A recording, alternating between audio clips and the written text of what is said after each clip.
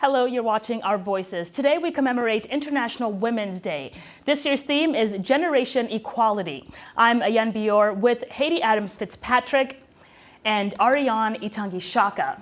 And we're privileged to have Nina Oduro, the co-founder of Dine Diaspora, a company founded and run by Black women. Ladies, it is always a pleasure to share this space with you. Nice to be here. Despite several monumental pushes for women's rights around the globe over recent decades, activists said progress has been very slow. According to the United Nations, women continue to be undervalued, underpaid, and have fewer choices and continue to experience multiple forms of violence around the world. VOA Justice Oni has more. All around the world, March 8th is a day to celebrate women's achievements and to make a global push for more women's rights. Advocates gearing up for this year's International Women's Day are calling for gender equality. Human rights will never be realized without the human rights of women. Yet, in this year in which we mark the 25th anniversary of the Beijing Platform of Action, we see a pushback against women's rights. In 1995, 189 countries adopted the Beijing Declaration, which set a global agenda for the security and economic advancement of women. Decades later, though, the United Nations reports there are still alarming rates of violence, harassment, and discrimination against women. Experts say that's because women have been largely missing from the positions of power. Only part of the population has been making decisions on these issues. So that's why it's important to get women at the table.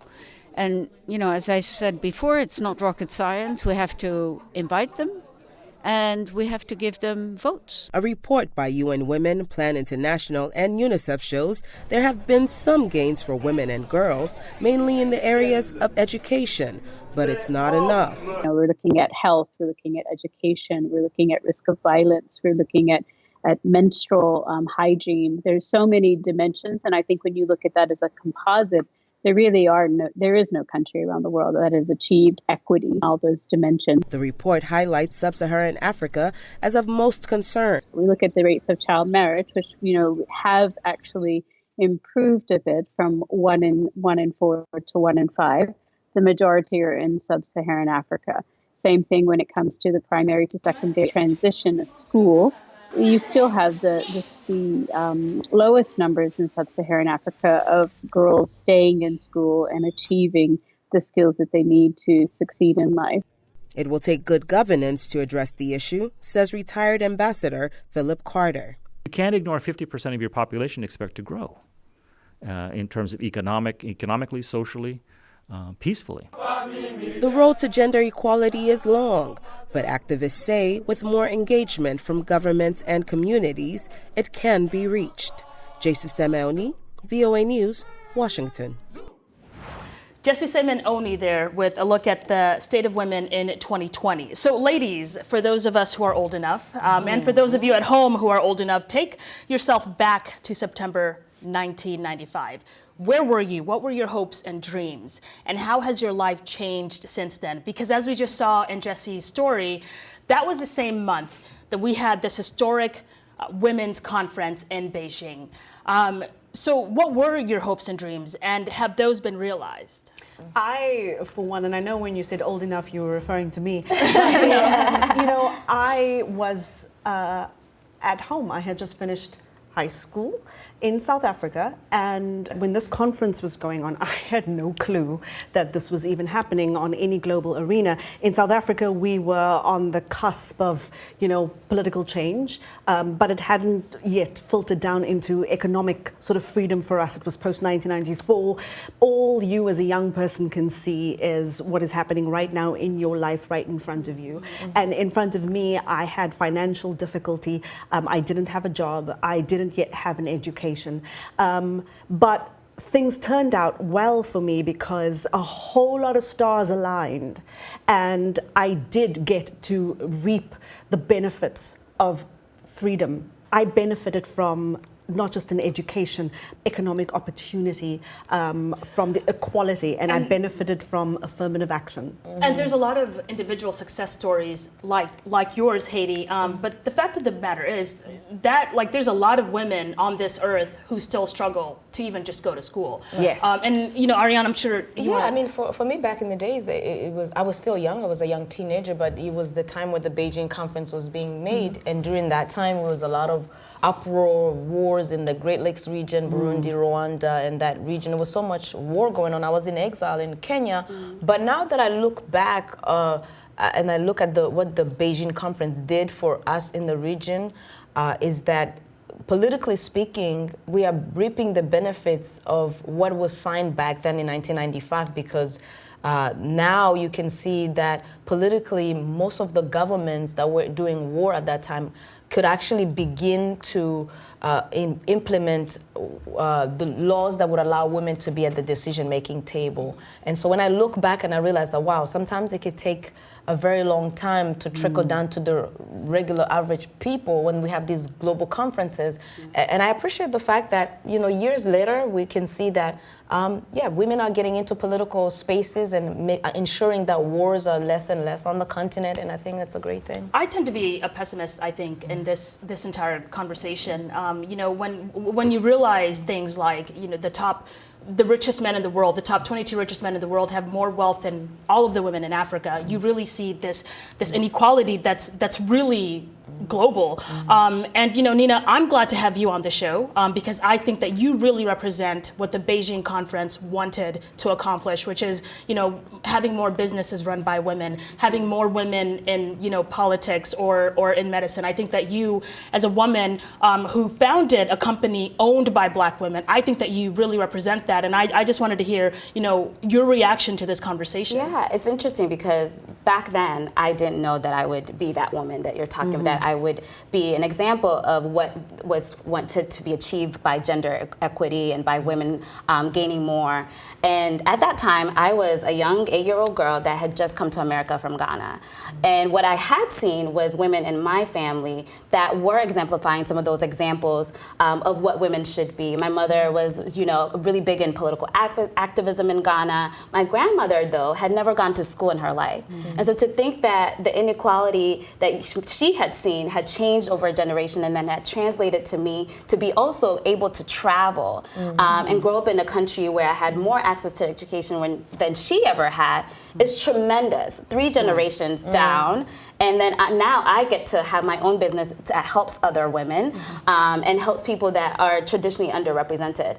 Now, did we know that we would be sort of answering sort of a call or a global agenda? We were part of a global agenda? Not at all. I think what is important is that we were answering our own problems and challenges that we all had. And that will go on regardless of any global agenda. It's helpful, but Africans and African women and Black women are always combating challenges and seeking opportunity where there are none, regardless of global agendas. And I want to ask you about being a woman running a Black-owned business. Are there moments when that works to your advantage to know that, the empowering feeling, I am a Black woman running a Black-owned business?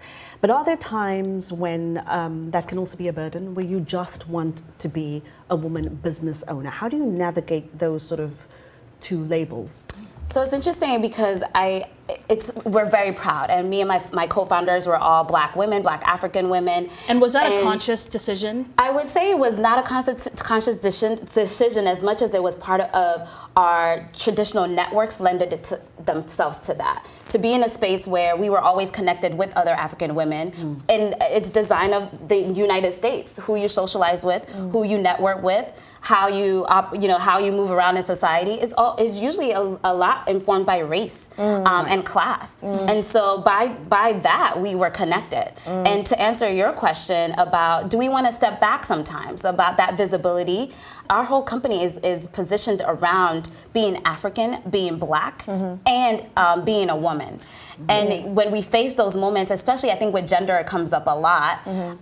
We are intentional about saying not backing away because it then dilutes our quest to have more representation in food businesses. Right. I have a question about people on the continent, and we are African women of women of African descent. And when I was looking at the Afrobarometer in 2005, it said that 1/4 of Africans do not really embrace the equality concept. What do you feel when you hear that? That some people on the continent still feel like, look, men and women are different, they have different roles, and just equality is not something that they really are excited about. I feel saddened because I think we have a long way to go. And it is not because people are negative or people are, are not going to be willing eventually. But it is a moment where we have to consider how culture plays into this and how change is not going to come overnight just because we're seeing advances and women contributing, religion, as you say. We have to also work with the fact that culture has taught people something different and to listen as much as we want change in order to work with a society that may embrace things later but needs time to look at how women contribute to their society. I just want to ask you very briefly about, let's be clear, we know that when you are a woman of color in any space, in any industry, you have to not just combat sexism, but the combined effect of sexism and racism. How have you found a way to successfully navigate that, or is this still an ongoing challenge for you? It's always an ongoing challenge. I don't think there's a successful way to navigate the intersection of race and gender. Oftentimes, because you don't know when that comes into play. I am me. I can never be just a woman, and I can never be just black.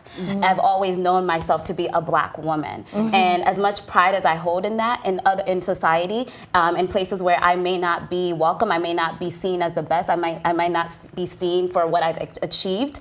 I never know it's because I'm a woman only, or because I'm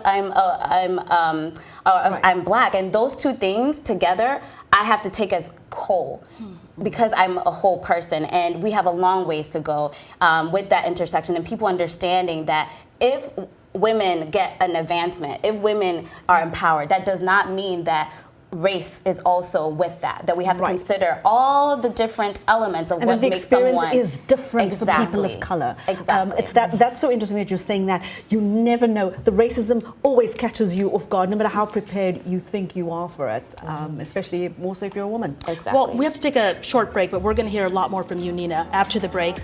When we come back, we look at the pioneers of our time and talk about how they overcame challenges to become leaders of our generation.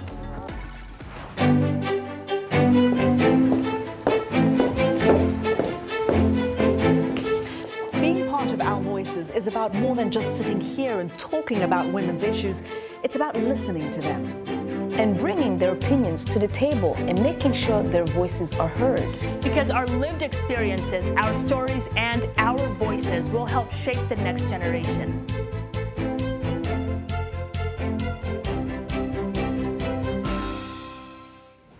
Welcome back. You're with Our Voices. We are looking at the firsts of our generation.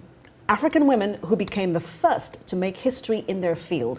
So who are they? Let's take a look at a few. South Africa's Caitlin Rooskrans became the first gymnast in her country to win a gold medal at an international meet. That means she's now qualified for the Olympics later this year. Anita Powell, our VOA Southern Africa correspondent, caught up with her and asked her about her big moment. 2-3 weeks later, going on to qualify for the Olympic Games, which was my childhood dream. It was something that I worked towards my whole gymnastics career, and it was the cherry on top of everything, So, and it's always, it's two different things, having a goal and living it, and that's what it is now. I feel like, because that was always my goal, to qualify for the Olympics, and I've done that, So now, this for me, this is all, like I said, it's a bonus, and as much as I want to really go to the Olympic Games and have a really good competition and give my, absolute best, I'm living my dream now, and I'm really happy about it. Well, Rooskrans also tells our correspondent that her journey is not only physically grueling, it is also mentally challenging. they come hand in hand. You know, I've been through so many injuries. I can't even tell you, from, you know, small little pains and niggles to operation. I've went for knee operation, you know, so I think I've had it all, you know, so not only physical struggle, but also mental, because with, you know, big injuries, it really does take a big toll on your mental, especially in a sport like gymnastics.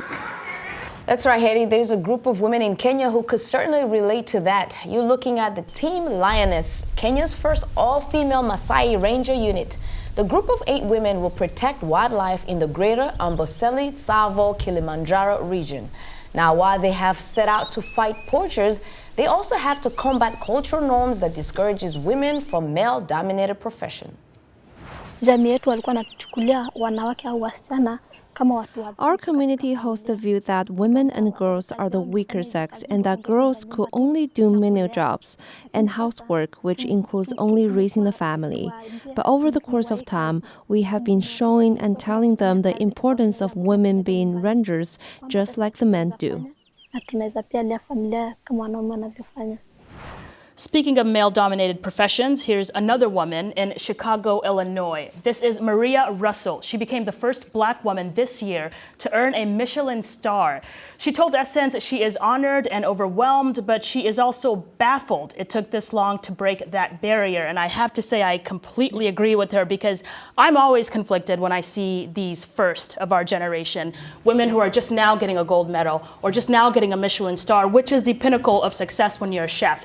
I have to ask myself, why now in 2019, 2020, has it taken Black women and African women this long to get there? And when you accept some sort of accolade, you have to have these mixed emotions. First, you feel extremely honored that you are the first, and at the same time, you're so shocked and surprised that it's taken all this time to be the first. Little girls might start asking themselves, are women just now starting to cook? Exactly. Are they just now starting to do these things? Where have we been? Have we been sleeping? This is one of the major things about just being at this time. I always feel like in 2020, we're still counting first and second and third. And when are we going to stop counting, right? When is it going to be a time where we don't have to tell our little girls and young women that first this, first that, first that? That's where we want to get to. And yet we're not there. In several industries, in several sectors, even in governments, in first presidents, we're not there yet. And we're talking 2020. So global agendas and all these things have to really come to a realization, a reality that some of this stuff needs to be handed down, but really enforced. Not just strategy. Some stuff needs to be tailored because we have these big, huge global conversations about, equality for all. Our lives are not all the same. And, equality looks very different on the African continent. It looks very different in Asia. It looks very different in the Western world. And I think when we hear sort of these philosophies, which I personally had a huge problem with, this idea of telling women to lean in. That kind of mantra and philosophy, I think, is extremely dangerous. As if women are not already leaning in. You want to tell me that women in sub-Saharan Africa who are spending a combined 16 million hours a day fetching water, that all they need to do is just lean in and their lives will be better? And I mean, that really gets my back up sometimes. Because it completely ignores the structural challenges that are keeping women behind. And who's the one saying that message? We always ask this question when it comes to global politics. Whose morality are we talking about? And here, whose equality are we talking about? Whose life here are we talking about? It's easy to lean in when you have 5 nannies and you can bring your child, you can get childcare and you have everything you need. But at the same time, we're telling our young women that, it's just about getting your seat at the table or not giving up your seat at the table, and then you will get what you want. That idea, there are young women who are sitting on sidewalks on the continent. I was unemployed like that, and I didn't think that I wasn't working hard enough. I was working hard enough to get to where I want. But if someone comes and tells you all you need to do is just lean in, honey, and things will work out for you. So I think when we're speaking to our young people, we need to have messaging that is tailored to them and to their circumstances, so they too can believe. Because these girls have to climb out of of poverty before they can even dream of surviving or dream of thriving. And so we have to really think about what kind of messaging are we giving to our young people across the globe. It's not the same as it is in the West, or even as it is at the United Nations. I commend those efforts, but we have young people with issues. Their immediate circumstances need to change, and we need to give different messaging. I mean, we also have to, like you said, the young people, for us on the continent, that when we're looking in and when we're actually on the ground, we can see that gender mainstreaming is what's really needed. That we see mainstreaming in the education system, mainstreaming in the political system. They're still dealing with even being part of the conversation. And so I'm actually wondering, in your take, Nina, when I'm thinking about mainstreaming, gender mainstreaming, in education, for instance, like in Kenya, when we want to empower young ladies, young girls, they have to be on the same playing field with boys when it comes to even having sanitary pads so that they don't miss schools. What is another example that we can see, or we can see in the different arenas, so that young girls can be empowered and be catapulted into their development? I think when it comes to generation, one of the biggest issues with it is finance. When you talk about let's have strategy, let's think of gender parity at all levels, and then there's no budget attached. So when you make a education policy and you want equal women, how do we recruit more women? How do we get women to come out of their doors? They're not just staying home because they want to stay home. They have to take care of the family. They have to take care of the children. It's not safe at night to walk. You have to put street lights outside. Budgeting well with an inclusive lens about how women operate, how women live their lives. True political is critical. will. That is gender mainstreaming. That is having a line item for everything that you do that includes how we budget for inclusivity. But speaking of finance, I've heard a lot of Black women who want to go into business say that they don't have enough finance, that these investors are looking over them. Is that something that you have encountered? And what advice do you have for women who do want to break that barrier and create their own company, but don't have the funds to do that? I think start where you're at, right? Do what you can with what you have. But beyond that, because women have always been doing that since the beginning of time. Beyond that is finding the networks that work for you. And those networks don't always have to be someone that doesn't look like you. I think African women, Black women getting together, and that's what we've done. We got together with people that look like us, people that understand what we're doing. When you go for investments as Black women, as African women, other communities may not understand what you're trying to do. But people that are from your culture, from your background, from your countries, often know the meaning and the value of what your output is. When you start there, everyone else begins to notice. And that's when you can go to investors and show them that there's traction. Until now, African foods have not been as valued in America until today. There's been little mom and pop shops, and now you're seeing more, sort of high class, you would say, restaurants. Dining. There's more investment going into it. You're finding products in, grocery stores and like Whole Foods, which is, the food pinnacle. Is gentrified. Yeah, the food has, as you might say. And this is from people that have been doing this over time, since the 1960s, since the 1950s, African immigrants coming here, starting their own little restaurants. And then people like me that are saying, okay, we're in a new generation that wants something different. How do we take that and channel that to go to investors, to take what you're doing and to amplify, but also to get the attraction and the value and the commitment of the funds that it needs to really be something global where everyone can access. That's critical. Well, despite the challenges and the successes, so hopefully maybe in the next 20 years or 25 years, we'll be at this table asking where were you in 2020 when we had this conversation. Well, you know what? Here's to the next quarter century of breaking glass ceilings. Well, after the break, a conversation about the role and responsibility of accomplished women. Is it their job to support women who came after them? That conversation after the break.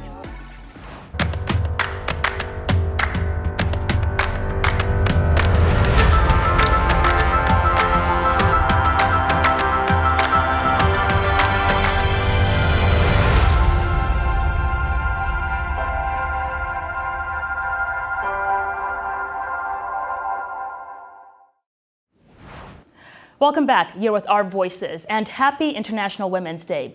Those of us sitting at the table will partly credit a woman in our personal or professional life for supporting us at one point or another.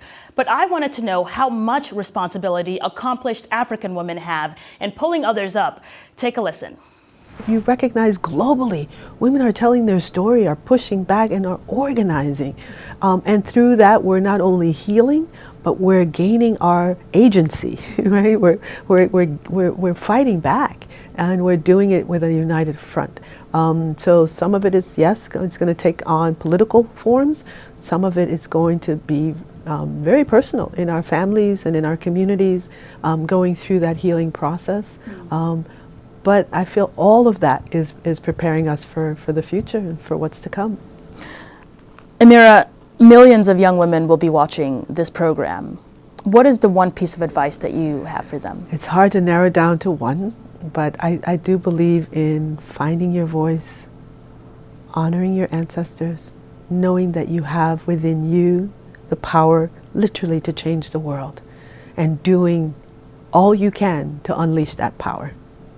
I believe we can if we all collectively seize our power and use it to the fullest extent to build the world we want 7 generations down to live in.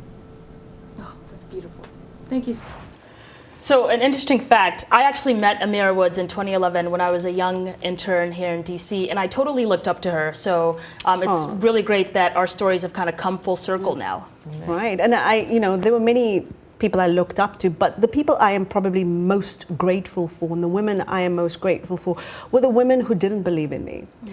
Because every time I was told, you can't, you shouldn't, you won't, I figured out a way to prove them wrong. So I'm just as grateful to those people as I am to the ones that, don't let anyone ever tell you that you can't, you shouldn't, and you won't, whether they're a man or a woman. You know how I did mine? I've always looked at, this woman can teach me this woman can teach me that. Yes. So I've always made sure I get some good qualities from each woman around me. Like one would teach me about finances, one would teach me about marriage, one would teach me about growing in the things of God. So I think sometimes you just don't need one, you just need a few who are doing things right. Yeah. For me, it's my co-founders. I have 2 amazing co-founders, Mami Boachi and Nana Afari Dwamina. These girls are my rocks in business, but also just hard work. They're hard workers.